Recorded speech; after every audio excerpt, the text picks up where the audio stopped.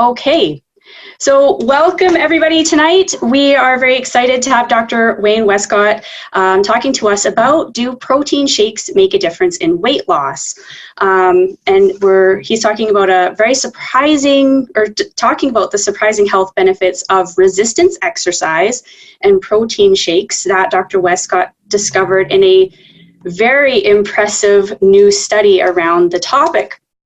So tonight's presentation is brought to you by Your Wellness Project, and Your Wellness Project was created to educate people on topics from nutrition and supplements to going green, to make better educated, or the better educated that you are, the better decisions you can make for your health. And we have that with events like this, our wellness resource, and weekly newsletters and updates. So the obesity rate in the United States has risen to almost 40% of the population. This statistics becomes even more alarming when you consider that obesity is tied to two of the leading causes of death in the world, which are heart disease and diabetes. And there we go. And but if you're overweight, your goal should not only be to shed some pounds, but to lose the right type of weight. So in this webinar, we're going to discuss how you can lose the right type of weight without losing muscle mass by combining the power of protein shakes with resistance exercise. So what we're going to cover tonight is how obesity affects your health, the stimulus and substance necessary for healthy weight loss, what studies show about the effects of protein shakes, and a few little extra tidbits that I know are in here as well that we're very excited to share. So tonight, I am extremely thrilled to introduce Dr. Wayne Westcott. So Dr. Westcott is Director of Exercise Science at Quincy College in Quincy, Massachusetts. He has been a strength training consultant for numerous organizations, including the U.S. Navy, the U.S. Air Force, the American Council on Exercise, the YMCA of USA, General Motors, and Nautilus. He has authored 30 books and textbooks combined and published more than 90 peer-reviewed research and academic papers. Dr. Westcott has also served was served as an editorial advisor, reviewer, writer, and columnist for numerous research, professional, and trade journals. He has received many professional honors, including awards from the President's Council on Physical Fitness and Sports, the Governor's Committee on Physical Fitness and Sports, and of course, from the Pennsylvania State University.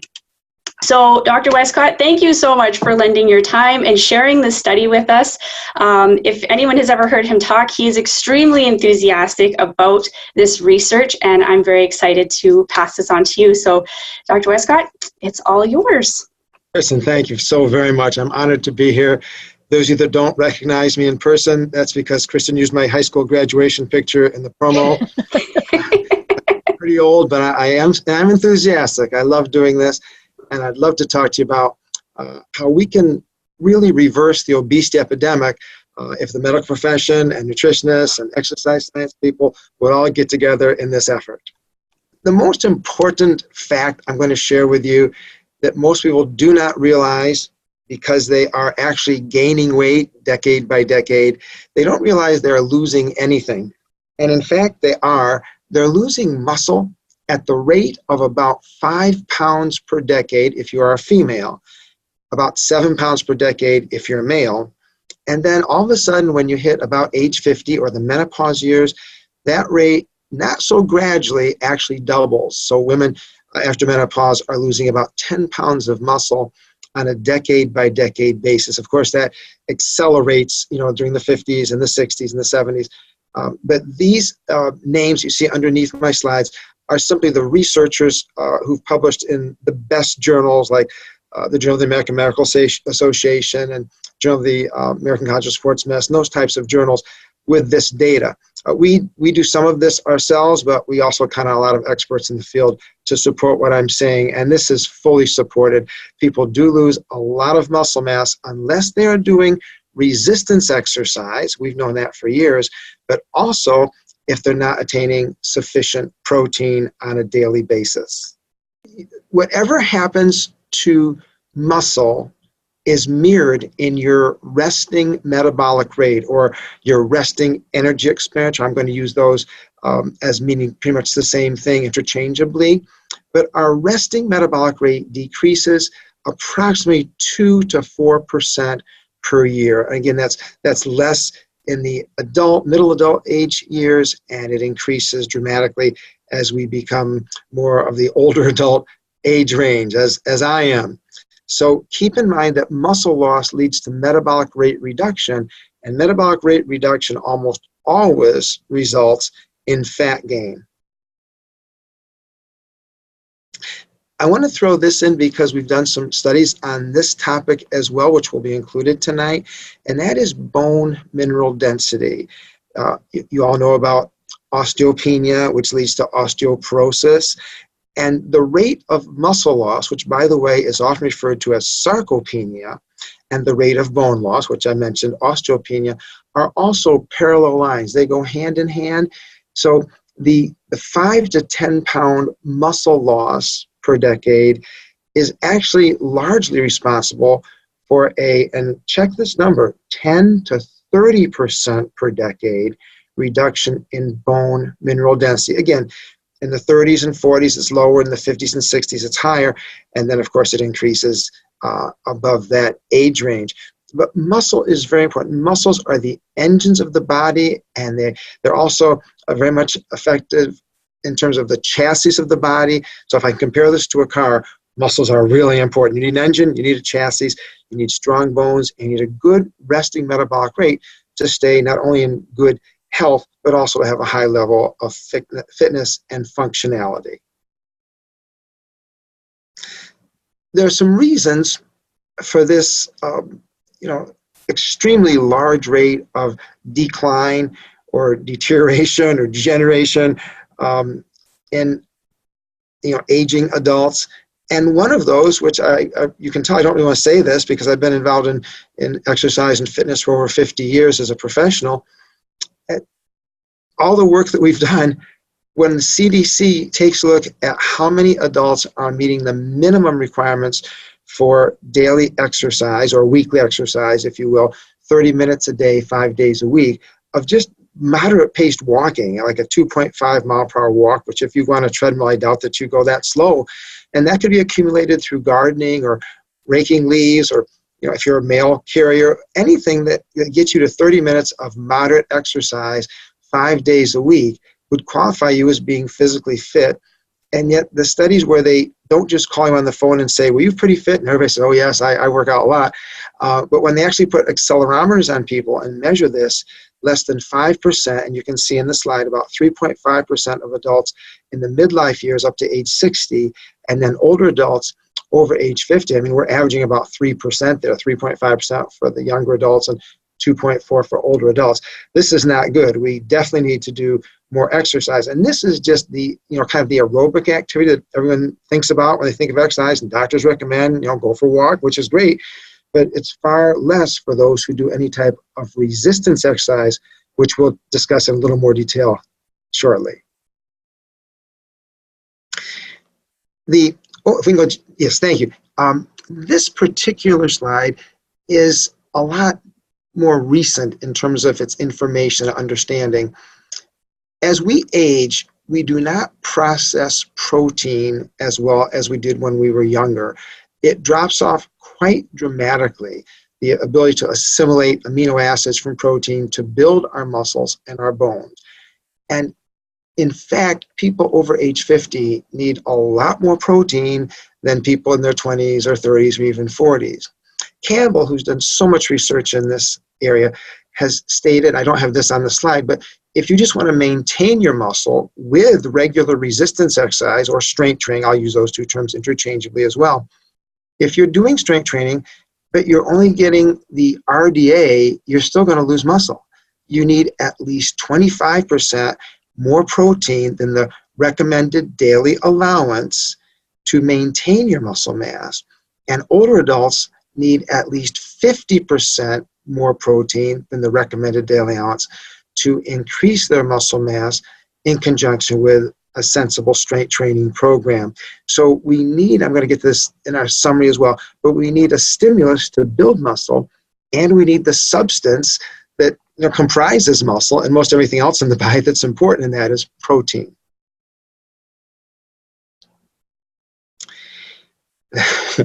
This is an interesting slide. This is based on an actual CAT scan done at Tufts University by Dr. Miriam Nelson, who wrote the fabulous book Strong Woman, Strong Bones a few years ago. I couldn't put the actual CAT scan here, but I drew it pretty much like it looks.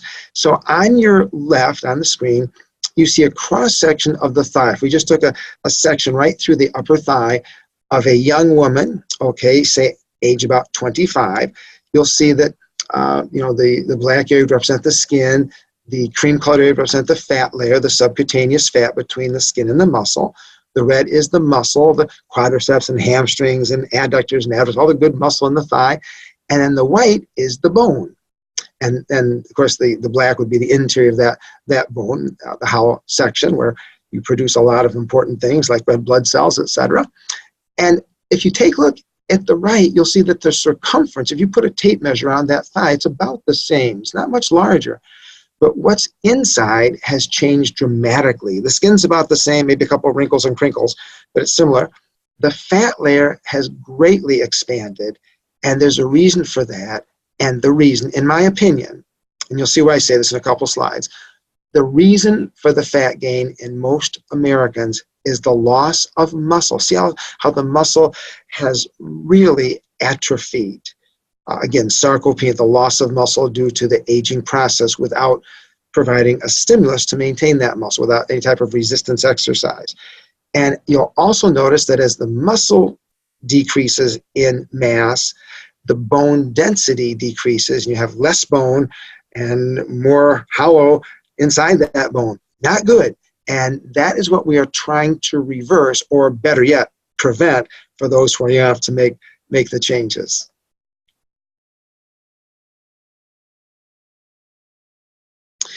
This is a study that we did a few years ago. We had about 50 participants in this study, and they wanted to lose weight. And we said, well, that's great, but you need protein, because losing weight is easy, but much of the weight that is lost in most diet programs, up to 50% in the really stringent ones, is muscle. It's lean weight. And you don't want to do that, because then it reduces your resting metabolism and you gain the fat back. 95% of all successful dieters regain all the weight they've lost, which means they weren't really successful in the long run. So we said, you're going to do the strength training program, very simple strength training program, 20 minutes of strength, 20 minutes of endurance. We include aerobic activity too, because we think it's important for cardiovascular fitness, but it's 40 minutes twice a week. But we said, when you finish your exercise, you have to drink a protein shake before you leave. And they said, we don't want your protein shake. It has a lot of calories and we're trying to lose weight. And we said, drink it, because you then will go home and feel satiated. You're not going to stop at Starbucks or Dunkin' Donuts or someplace and get a lot of things that have more calories and less protein and would not be nearly as useful. And sure enough, if you look at the chart, those who did the exercise only, they lost fat weight, about 5 pounds. They gained lean weight. That would be mostly muscle, some bone, maybe some blood volume, but mostly muscle. And so they made, they actually gained about 4 pounds of lean weight. And so they made about a 9-pound change in what we call their body composition. They changed their body, even though their weight didn't change very much, only lost about 1 pound on the scale. They made about a 9-pound change in their body composition, which is much more important than your body weight. However, if you look at the group that took the protein shake, they lost almost twice as much fat. They gained more muscle, and their total body composition change, if you allow me to round it up, was almost 15 pounds. They had a 60% greater improvement in their body composition, their fitness, their physical appearance. They looked firm and fit and strong, and they were, than those who did the exercise only. So having that extra protein is pretty important.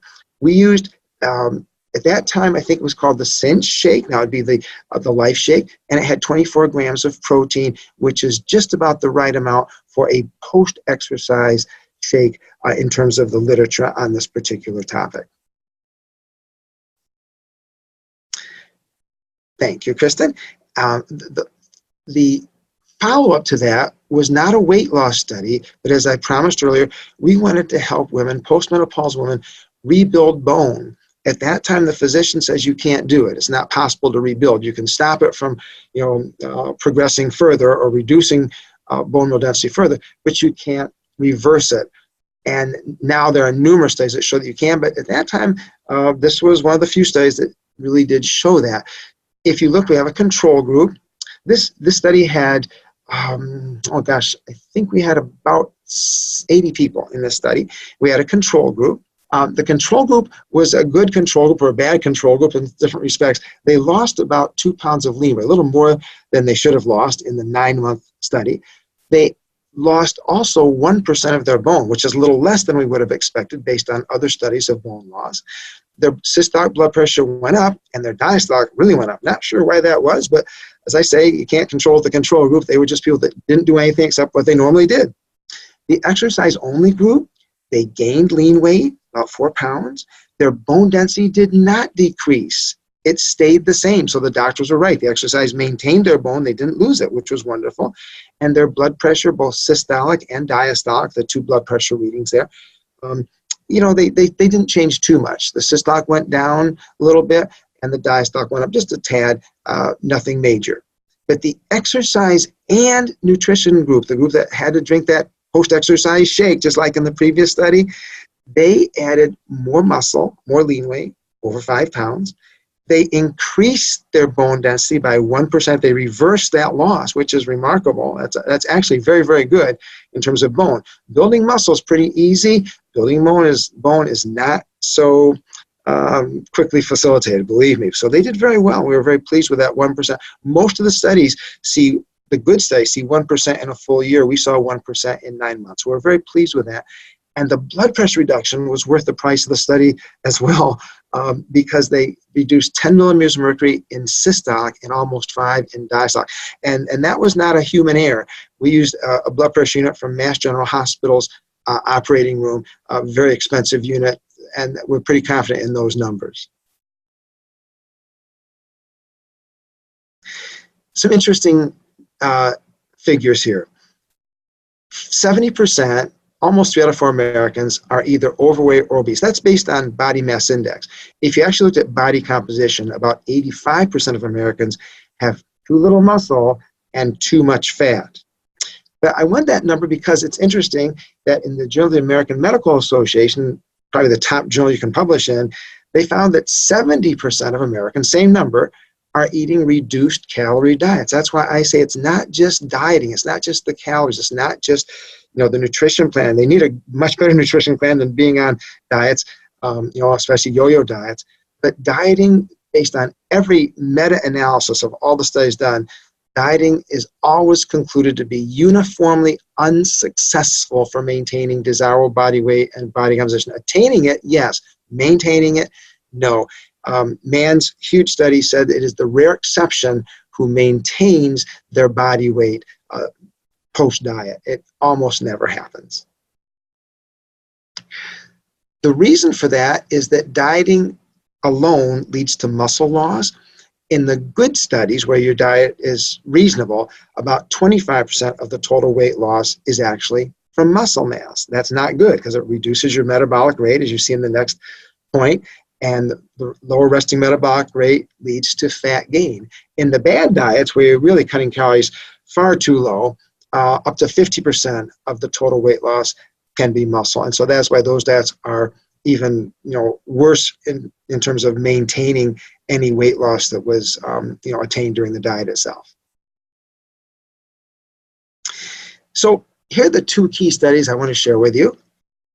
Dieting with resistance exercise, now forget about the protein right now, but just adding resistance exercise is excellent because it reduces the muscle loss, which is the best thing you can do. And you say, well, wait a minute, I understand dieting only results in fat loss and muscle loss, but my doctor said I could diet and walk or diet and do aerobic activity, and I'll lose more fat. And your doctor's correct. You will lose more fat, but you will also lose more muscle. You're burning the candle at both ends, and it doesn't work well. So you need to do diet and strength. I'll get to the aerobic in a minute, but just let's look at Beaver study. And there are many others that show the same thing. If you look down here, the diet only, they lost 11 pounds of fat. They lost 2.5 pounds of muscle. When they added aerobic activity, they lost 3 pounds more fat, 14, but they lost 50% more lean. They lost almost 3.5 pounds of muscle. When they did diet and strength training, as opposed to diet and aerobic or diet only, they lost 6 pounds more fat, 3 pounds more than the diet and aerobic. They lost 17 pounds of fat, and they lost only 1.5 pounds of muscle. So this is a step in the right direction, but we're going to take it another step. So when you do dieting with resistance exercise plus higher protein intake, you can reverse the muscle loss associated with the dieting only and the dieting plus aerobic activity. So this is our 6-month study. It was a very complex study. We had 4 studies in one here. I'm just going to share with you the study where they did the extra protein. They actually did protein shake substitutes, meal substitutes for breakfast and lunch. Had no problem with that. They loved it. And they ate, normally for dinner, as long as they kept their calorie intake to about 1,500 calories per day for women and 1,800 calories per day for men. As in all of our studies, they do about 20 minutes of resistance training, very doable, 20 minutes of endurance exercise, very manageable, 2 or 3 days a week. We typically have them train on Mondays and Wednesdays or Tuesdays and Thursdays. We have makeup days on Fridays and Saturdays. If you look down, I'm sorry. Can I come in? Thanks, Kristen. They only lost 10 pounds in 6 months, but they actually lost 14 pounds of fat. And they concurrently gained, this is one of the very, very few studies that have ever shown this, they concurrently gained almost 4 pounds of muscle. So their real body composition changed. The total change combined the fat loss, which is good, and the muscle rebuilding, remodeling, regain, redevelopment, which is really, really, really good because it increases your metabolism as well, was 4 pounds. So you combine those and you get almost an 18-pound change. You say, well, that's over 6 months. That's basically 3 pounds body composition change per month. Is that good? It is awesome because you're going to see in the next slide that they maintain that. In fact, they continue to improve it when they combined. And here we had dieting and aerobic. We just added strength training and the protein shakes, 2 shakes a day. Again, this one would be the Life Shake. If you're familiar with that, that's what we used. And it had essentially the same amount of protein. Now, this is my favorite because of all the studies that have looked at dieting and maintenance of the post-diet body weight, which are certainly in the hundreds, if not thousands, there are only 4 that I'm aware of, 4 very major studies, that found a 6-month period where they go back to their normal eating. We call that post-diet. They're back to normal eating. But after 6 months, they hadn't gained significantly in terms of body weight. They always gained a little, but it wasn't statistically significant. So here we are. We finished our diet. Now we say, you can go back to normal eating. Would you please do your 20 minutes of resistance and 20 minutes of endurance exercise? And they said, sure, we love that. It's not too much, not too little. It's like the Goldilocks. It's just right. They can fit that in. It fits most people's schedules, 40 minutes twice a week. And we said, would you continue, please, just one meal replacement protein shake? And they said, yeah, we love this, and it's convenient. And they did. And so here is a study, the only study that has shown not only a maintenance of body weight, that's not a statistically significant increase, the 1.5 pounds, they maintained their body weight statistically for 6 months, even back to normal eating, no diet, no restriction in calories, but they continued to lose, and this was statistically significant, 1.5 pounds of fat, and they continued to rebuild muscle, and I'm sure bone, because they go together and keep their metabolism. They added another 3 pounds of muscle. So their body composition change was almost 5 pounds in a post-exercise period. That has never happened before, to my knowledge. So I think we're coming into a really good slide. They'll explain why this happens, and then a summary slide, and then I have some new information that Kristen said I could share with you.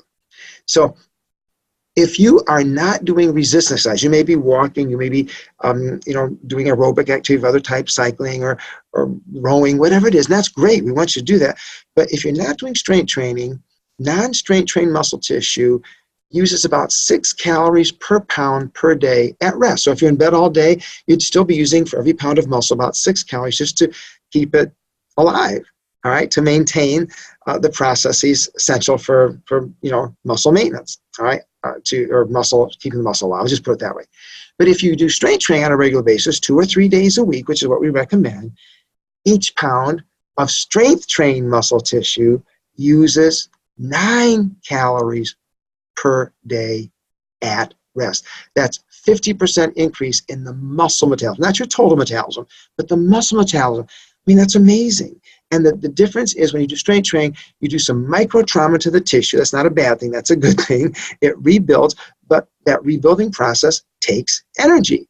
And so that's why you have a 50% greater muscle metabolism. All right, summary slide. If you do a post-exercise shake, our studies, and several others at this point, show that you'll enhance or increase the muscle gain, the bone gain, and the fat loss that you would attain from exercise alone. That would be enhanced. So get better muscle gain, better bone gain, and better fat loss. If you're looking to really lose a significant amount of weight, and you say, okay, I'm into this diet, I want to do my aerobic, I want to do my strength, and I have no problem with protein shakes, then guess what? You'll result in really good fat loss, excellent muscle gain, and you can pretty much count on maintaining that over time. You're not going to, at least in our studies, you're not going to regain that weight. You have made some lifestyle changes and some body composition changes, some physiological changes that will, stand well with you for hopefully the rest of your life. Now, you have to have the muscle building stimulus. That's the strength training. Some type of resistance exercise is essential, but you also need enough protein to provide the building blocks, the amino acids, to rebuild muscle, rebuild bone, increase your resting metabolic rate. So they're both important. For years, I was touting how important strength exercise is, and that does work, as you saw, but it works much better if you increase your protein. Now, we work with Caroline Apovian, the famous director of the Harvard International Conference on Obesity every year. She's fabulous, and she's written some best-selling books. We use her recommendation of 0.7 grams of protein per pound of your ideal body weight, the weight that you should weigh. That's significantly higher than the RDA of 0.4 grams of protein per pound. But that's what we've used. We've never had any issues with that. We've had some wonderful results. So I was going to say one more thing, if I can, Kristen, just one last thing. We just did another study. We just finished it. I can't talk too much about it because we haven't published results yet. We just sent the paper in. Hopefully it will be accepted for publication. But we did a study where we provide that same amount of protein, the 0.7 grams per pound per day, but we did it through regular meals, regular food, no shakes, and we had pretty similar results. There were only 2 areas where we did better with the shakes. That was the body mass index and the total body weight loss, which was I guess those are pretty important. But what really made the most impressive, the most impact on me was that those who did the shakes, probably because they have a fixed nutrient value and they're very, very convenient, especially when you're trying to lose weight, they had an 80% completion rate of our 6-month study. Those who tried to do this through the regular meals did well. They had good results, but we had only a 65% completion rate. So the difference is to me very important. The shakes, and I'm a shake person. I don't know if I'm just too busy to make a regular breakfast or whatever, but every morning I have a protein shake, and it's just convenient and it works really well. And I think that a lot of people found that to be the case. Kristen, I'm all set. Thank you for letting me share this with your people. I really appreciate it.